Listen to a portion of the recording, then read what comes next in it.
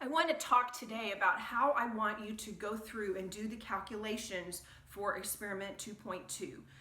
When the author explained in your textbook how to do them, he left all of his numbers as positive.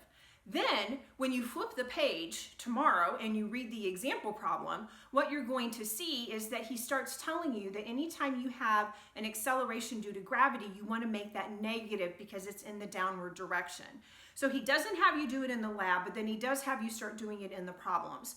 And so what I'm going to ask of you is that you make that acceleration due to gravity negative, and the reason is because how we normally define it is that upward motion or an upward pull is positive, where downward motion is going to be negative. It's just the way we choose to define it.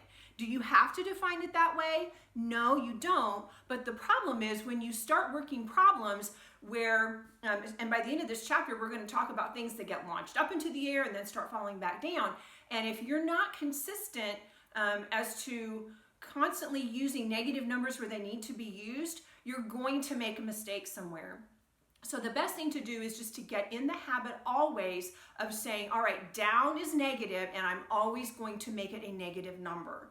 So I want to see these equations, and I'm going to show you how to do a sample problem here. This is the way I'm going to want to see it worked out in your lab. Okay, so let's say that we did the lab and we came up with these 5 measurements when the ruler was dropped and we grabbed it.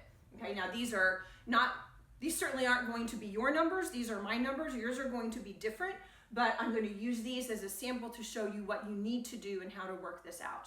Okay, so I have 5 numbers. I need to average those together, so you're going to add them up and divide by 5, and when I do that, I end up with 11.34 centimeters. Okay, you started out with 4 significant figures in each one of them, so you're going to have 4 significant figures in your average as well.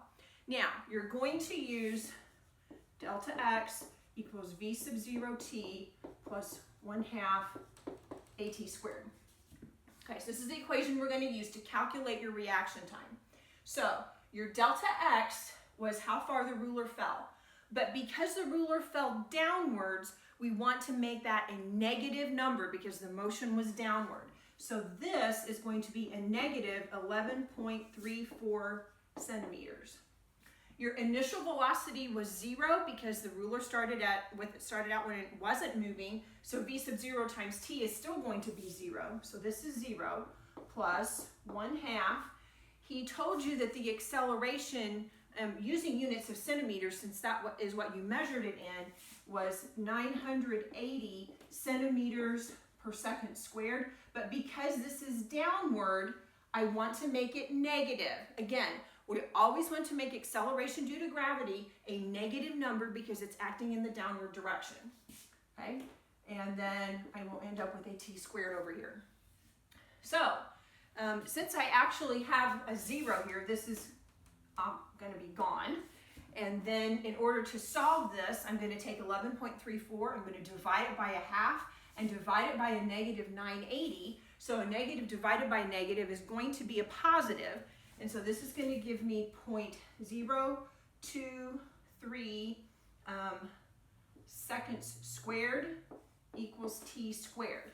Now, I realize you're probably looking at this going, Mrs. Thompson, it ended up positive anyway. Why did it really matter?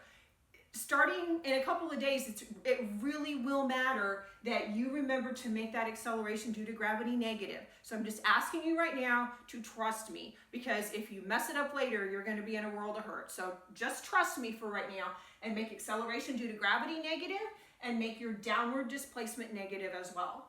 Okay? Now, I've ended up with something where I have to take the square root of both sides. If you recall from algebra, when you take the square root of something, there is both a positive answer and a negative answer. So we want to make sure that we get both of them. So here, when I take the square root of that, I'm going to have plus or minus 0.15 seconds.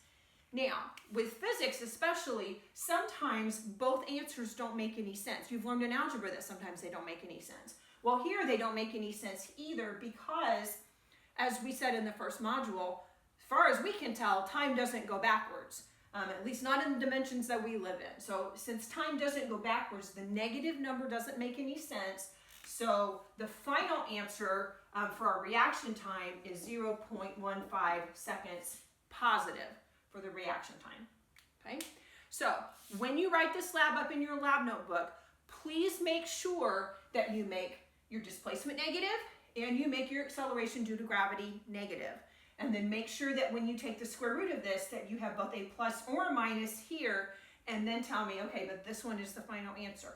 Make sure that's in there because we're trying to really establish some good habits for future problem solving.